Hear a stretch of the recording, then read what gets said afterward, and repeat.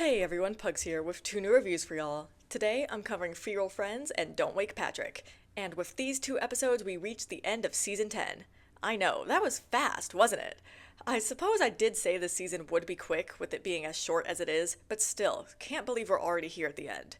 It's funny how the last pair of episodes had one episode that was kind of overshadowed by the other because this pair of episodes is about 5 times worse in that regard, especially given how one of them has a longer runtime than the other one. Yep, apologies to Don't Wake Patrick, but we all know that Feral Friends is the star of the show here. As always, thank you all for watching today's video. These bookend videos are always when I feel the most grateful for the support. They just feel like milestones. And now, let's just get right into it.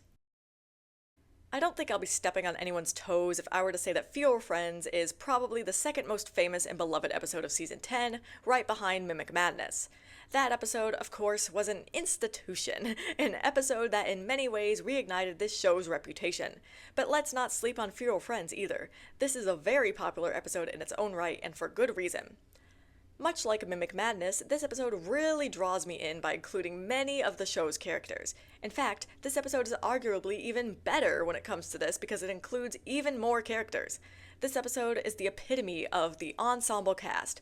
Nearly every main character is involved with this episode, with only Gary, Plankton, and Karen missing, although the latter were planned to be in this episode at some point in its development.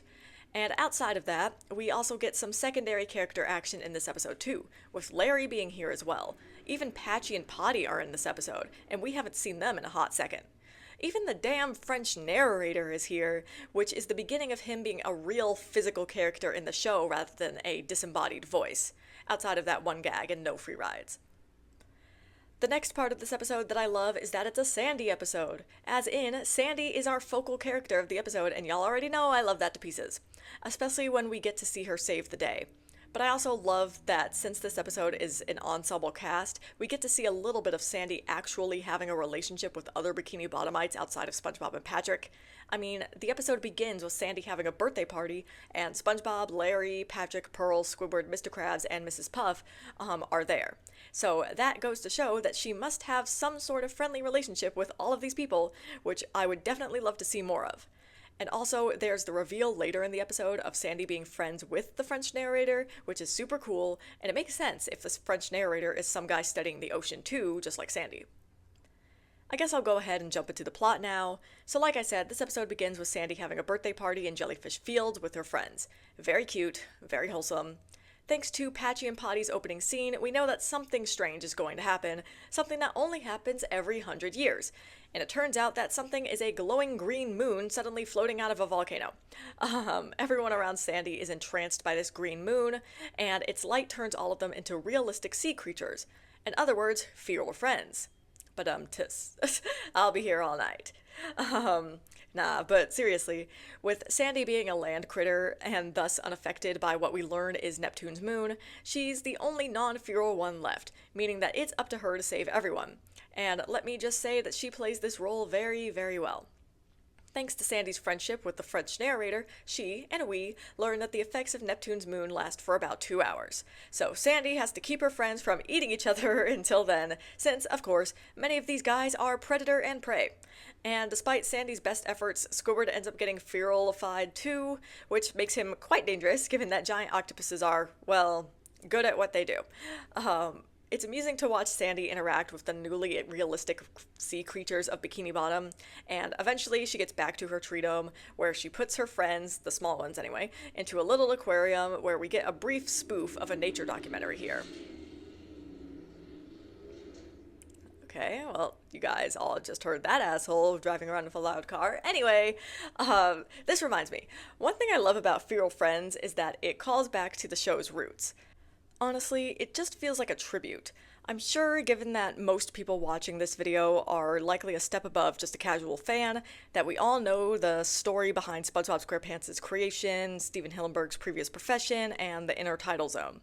I mean, come on, man, this is probably one of the most educational episodes of this show, and it's all about marine life. If this episode had premiered even a little more than a year later, I would have been convinced that this was meant to be a tribute to Steven Hillenburg, no doubt about it. but it was very ahead of its time, and I think that makes me happier because I still think this is a tribute, just a tribute to the living, a tribute the living could actually see. But back to the episode plot now. Eventually, feral Squidward shows back up, breaking into Sandy's tree dome, and then Sandy summons Pearl to fight his ass. Very fun. And then thankfully, the moon goes back into the volcano, making everyone go back to their anthropomorphic selves.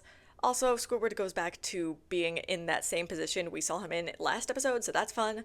And then, of course, we gotta get one last stinger in, so we see that Neptune's moon is followed by Neptune's sun, which turns mammals into feral versions of themselves, so now Sandy, Patchy, and Potty are all affected. Well, I guess it's not just mammals then, I guess land creatures. Whatever. Anyway. Also, small thing, but I think it's funny that Patchy and the French narrator know each other. It's just amusing to me. I'm impressed on the humor aspect of this episode, given that my favorite kind of humor, dialogue humor, has to be pushed to the wayside, considering that for Sandy, for much of the episode, is the only person who can talk. I think this episode is for sure carried a lot by its animation and visuals, and there's lots of visual gags to be seen. And there's still some dialogue humor here and there, mostly at the beginning of the episode. As for the plot, this episode, of course, stands out amazingly because the show hasn't really done a plot like this before, and it's inherently interesting to me. I think the only thing I don't like here is the ending where everyone is naked. Why is it always this plot point that makes things weird? Though I think nudity is something that's always going to be weird to deal with when it comes to anthropomorphized characters. I think this episode treats it mostly fine, though. And yeah, that's Feral Friends. Ain't got much else I could say about it, really. I really liked this episode a lot. It's definitely very different from other SpongeBob SquarePants episodes, and I like the directions it takes a lot. I like that this episode flexes its ensemble cast, and I like the choice to make this episode focused on Sandy, and of course the vibe of all of this, like being a bit of a celebration of the show's roots, certainly is bittersweet. Mostly sweet. And so I think that this episode belongs in my amazing tier, where it comes in with a score of 9.4 out of 10. Is it a bit underwhelming to have season 10 end with such a forgettable episode? Yeah, just a tad, but I feel like this show is always ending its seasons on not the best note. Well, actually that's not true. Looking over my scores now, I'd say that it's only true like half the time. So I guess season 10 is in the half of those seasons with a bit of a hard landing, let's call it. And none of this is to say that Don't Wake Patrick is bad. I don't think it's a bad episode. It's just not a really good one. Let's discuss. Well, first of all, we gotta remember that Don't Wake Patrick, thanks to its sister episode being 16 minutes long, is an 8-minute long episode. Last time we got a short episode about Patrick was it Rise and Shine? Because if y'all remember, I did not enjoy that episode very much, so I'm not really loving this immediate association here. And sure, we did just have a perfectly fine episode about Patrick with Patrick's coupon, although that episode did start good and end poorly, but yeah, I'm still scarred by Rise and Shine, even if it has been literally 5 seasons since then. But whatever, I gotta do my due diligence and give this episode a fair chance, so let's do it. Don't Wake Patrick begins with SpongeBob trying to get to sleep, but being unable to because of his dry mouth. Well, that's a random reason, but sure, makes enough sense to me. And while the visual gag with SpongeBob's dry mouth didn't make me laugh or anything, I do have to admire the creativity of making the inside of his mouth look like some dried out farmland. In the process of getting himself a drink, SpongeBob quickly realizes that he, and Gary of course, are not alone in his pineapple, since the place is a fucking mess. Nope, Patrick's there too. And the reason why the house is a mess is because Patrick causes destruction when sleepwalking, and SpongeBob can't get him to wake up. This is basically the gist of the entire plot, SpongeBob chasing Patrick around while he gets into hijinks, or perhaps nautical nonsense, while sleepwalking so that he can at least attempt to keep Patrick safe. It's a very simple plot, and it is one that reminds me a lot of The Card, now that I'm thinking about it. Not sure how I feel about that, actually, considering my opinions on that episode were not shining.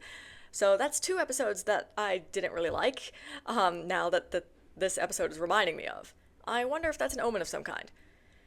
But since the plot of this episode is so simple, which, by the way, isn't a problem given how short of an episode this is, I don't really have much to talk about here.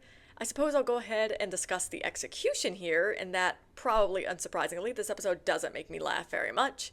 It certainly tries, but I just don't think that the jokes here are my brand of humor. I could appreciate visual gags, of course, but none of the ones here are really landing for me, and I'm not really sure why. Maybe the scenario of trying to wake someone up isn't inherently funny to me. I think maybe it's because there's nothing to bounce off of here, like, I really enjoy banter. Um, like, that's where the show really shines for me, in its banter and wit. And when half of the cast of the episode is asleep, well, as you can imagine, none of the humor being utilized here is of banter or wit. So I think that may be why. I will say, though, that once the episode finds itself outside of the pineapple, things improve. The trouble that Patrick continues to get himself into, and SpongeBob's attempts at stopping said trouble, not to mention all the trouble that SpongeBob gets into as a result, is far more entertaining than anything that the beginning of this episode has to offer. For the most part, though, I'm still not rolling on the floor or laughing out loud or anything, but I am entertained, and sometimes that's all I can ask for.